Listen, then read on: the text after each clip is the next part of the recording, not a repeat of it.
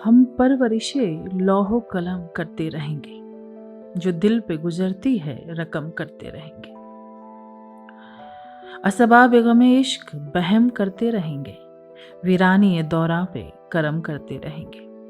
हाँ तलखी अय्याम अभी और बढ़ेगी, हाँ अहले सितम मश्क सितम करते रहेंगे।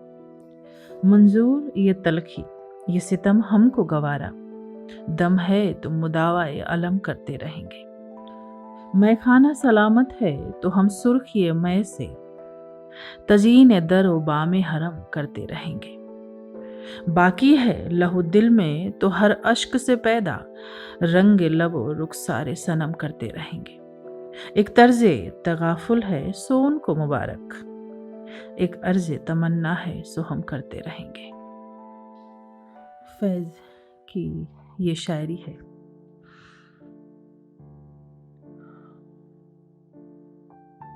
आज की जो यह ज़ेर कथा है वह आचार्य रजनीश, जिनको बाद में ओशो के नाम से जाना गया, उनकी पहली सन्यासिनी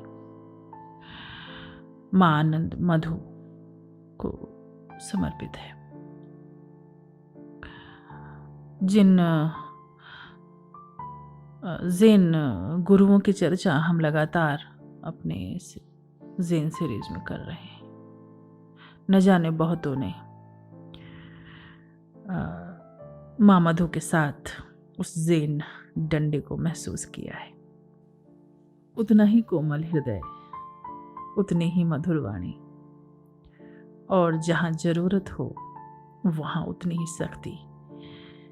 कमाल देखा है हमने उनमें। जो भगवा रंग आचार्य रजनीश ने दिया था, अग्नि का रंग, और जिस समय वो संन्यास की शुरुआत कर रहे थे, उन्होंने कहा कि मैं पहली जो संन्यास की माला है वो एक स्त्री के गले में डालूंगा, एक निर्भीक स्त्री के गले में।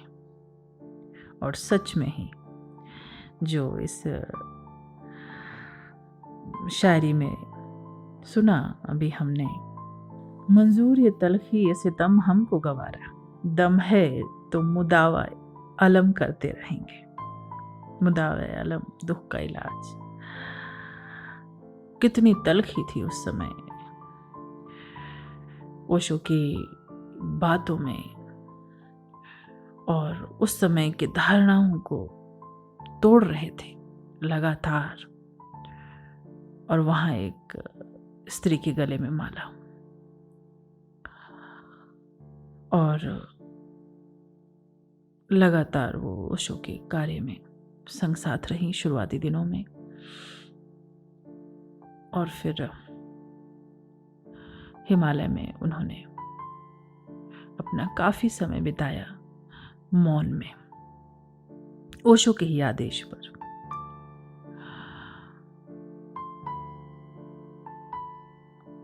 करीब 14 साल मौन रही, और उसके बाद फिर ऋषिकेश में उन्होंने अपना समय बिताया।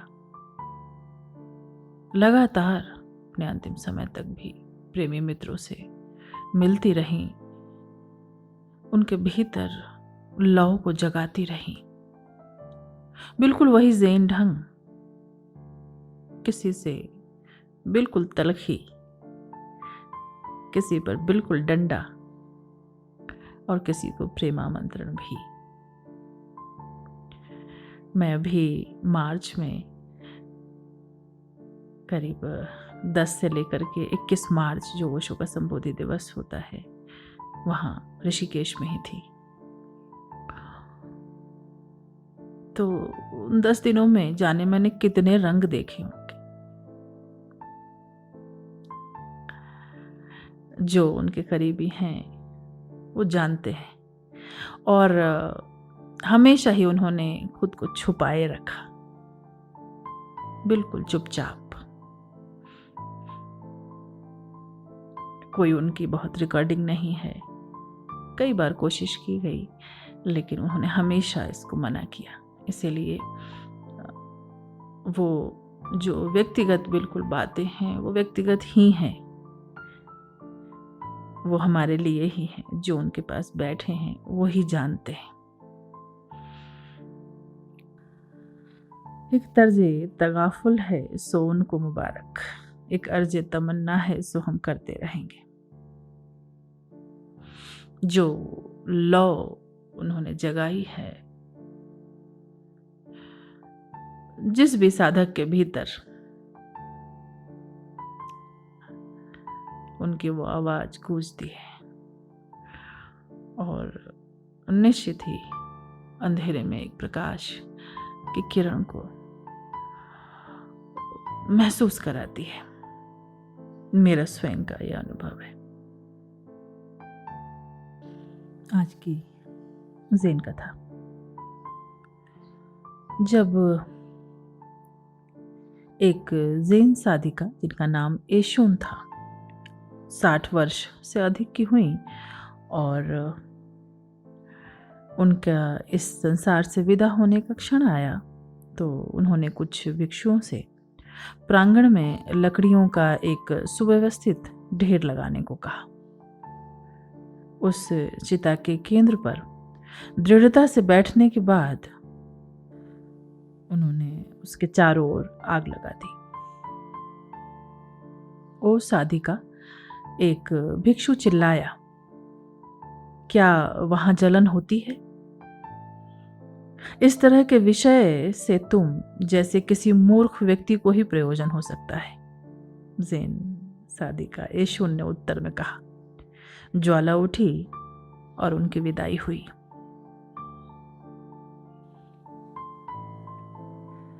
एक और छोटी सी कथा।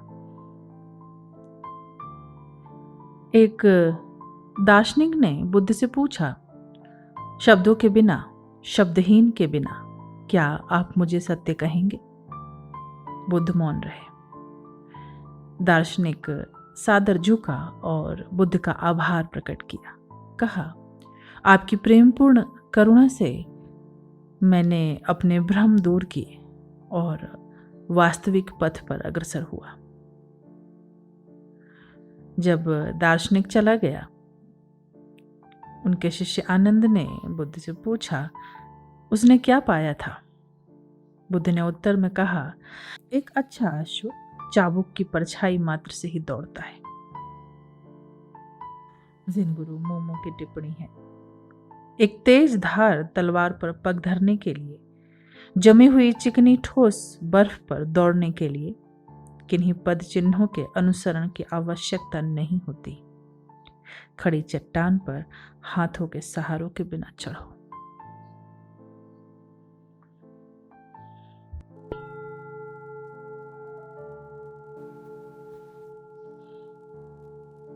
आज की जो पहली ज़ेन कथा हमने ज़ेन साधिका एशोन की विदाई के बारे में सुना।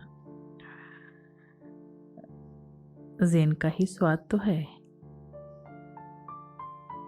कई बार बहुत करीब रह के भी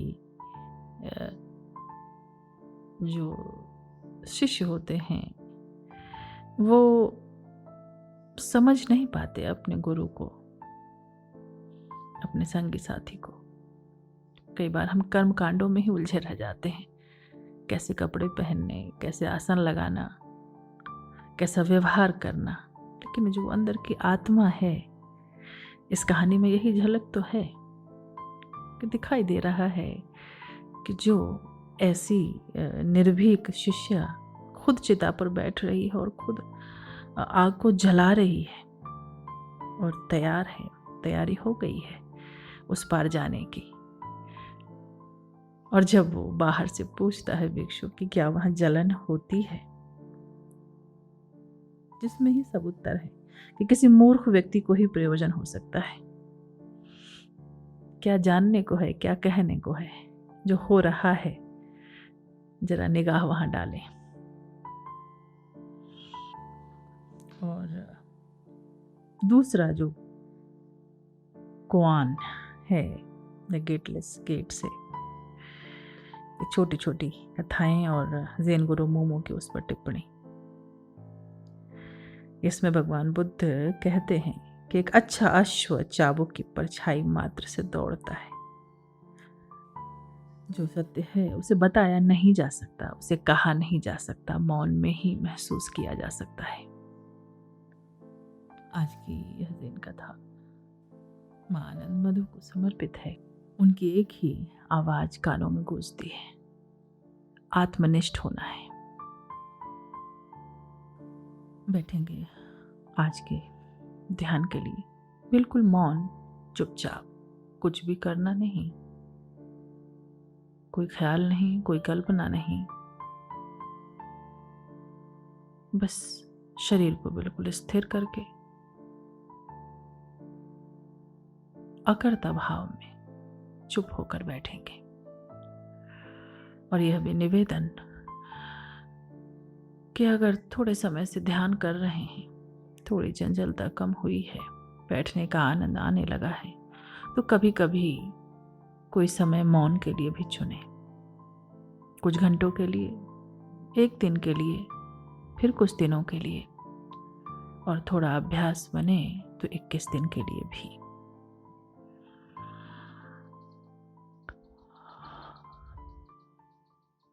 तो बैठें ध्यान के लिए, चुप होकर, मौन होकर।